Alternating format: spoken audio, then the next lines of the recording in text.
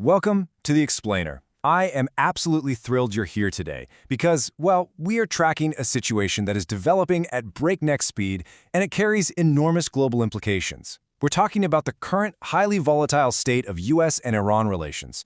Right now, we are witnessing an unprecedented geopolitical paradox. On one hand, we have kinetic military strikes and intercepted drones, and on the other, an incredibly delicate diplomatic tightrope walk happening at the exact same time. Our goal today is to map out exactly what is going on using raw data and the latest reports. We're not spinning anything, we're not taking sides. We are just going to look at the hard numbers, the strategic positioning, and the actual statements driving this dual-track reality, so you can clearly understand the underlying mechanics of a really tense situation. Let's get started. Okay, let's dive right into this, because this really is the single biggest global story unfolding today. You already know the stakes are high, but when we look closely at the specific actors, from the Pentagon and the IRGC to regional stakeholders across the Gulf, the picture becomes incredibly sharp. This isn't just your standard political posturing. It's a real-time stress test of global military deterrence and back-channel statecraft. What makes today's landscape so wildly unique is how rapidly the strategic calculus is shifting for literally everyone involved.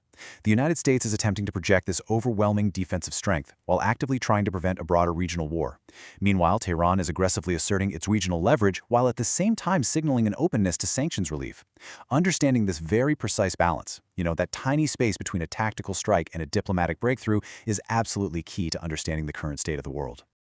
Just looking at the last 24 hours, we've seen a masterclass in rapid, kinetic military escalation. We're examining a very tight, highly volatile timeline driven by immediate tactical responses. Just about 24 hours ago, reports confirmed the U.S. military intercepted a swarm of one-way attack drones, specifically the Shahed series munitions, operating right in international airspace near the Strait of Hormuz. Following that interception, roughly 12 hours ago, the U.S. reportedly engaged in direct retaliatory action. They executed precision strikes against designated Iranian coastal radar sites in the southern Hormuzgan province, deliberately blinding their maritime surveillance capabilities. And that brings us right up to the present hour. The response from Tehran was instantaneous and it was highly specific. Iran's defense ministry issued a stark, broadcasted warning stating that any further aggression would result in U.S. military bases and regional allies, quote, remaining legitimate targets in the crosshairs of the resistance. We are looking at a textbook, highly calibrated action and reaction cycle, and it is unfolding at lightning speed. Now, what's really fascinating about this situation is the sheer paradox of it all. We are watching a dual-track reality play out simultaneously on the world stage.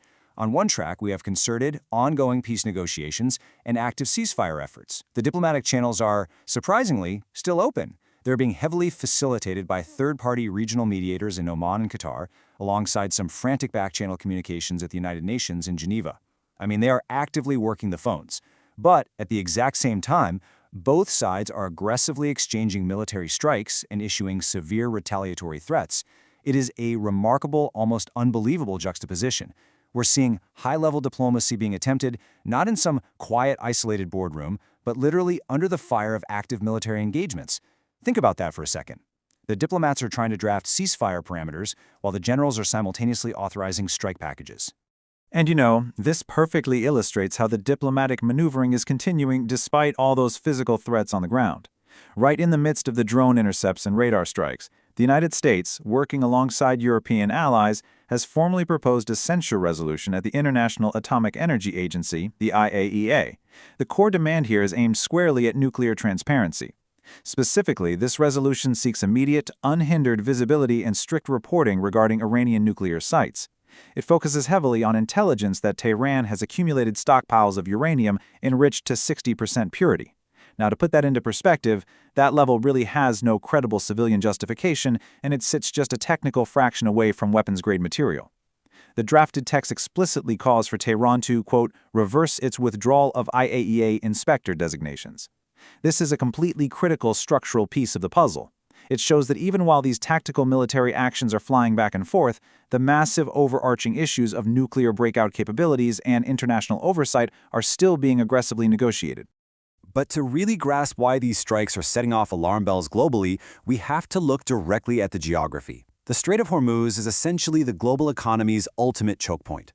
We aren't just talking about a busy waterway here. We are talking about a narrow corridor where roughly 20 to 30% of the world's total oil consumption passes through every single day. Right now, because of the intercepted drones, the coastal strikes, and the elevated military posture, this area is facing severe shipping route disruptions. Major maritime freight companies are already rerouting vessels, and war risk insurance premiums? They have spiked by hundreds of thousands of dollars per voyage for tankers transiting the Gulf almost overnight. When a choke point like this gets squeezed by kinetic geopolitical tension, trust me, the entire global market immediately feels the shockwave. So, the crucial point is, how does this actually land on your doorstep? Because this conflict doesn't just stay neatly in the Gulf. It lands directly in our daily lives, and it does so through three immediate threats. First up, your wallet. Worsening shipping disruptions and skyrocketing insurance premiums in the Strait translate directly to rising crude oil prices, which inevitably hit you right at the gas pump. Second, the broader economy faces a fundamental threat to global trade networks and supply chain integrity. But third, and honestly this is perhaps the most terrifying, is the geopolitical risk. A single tactical miscalculation here doesn't just stay between the US and Iran. There is a very real, heavily documented intelligence concern that this could spark a much wider, multi-front regional conflict. If red lines get crossed, we could instantly see allied militia networks mobilized in Lebanon, direct ballistic missile exchanges involving Israel, and the immediate targeting of critical energy infrastructure in neighboring Gulf countries. The international stakes simply could not be higher. Which brings us to the ultimate question we have to ask ourselves as we wrap up today's explainer. Just look at the immense gravity of the reality we've mapped out together.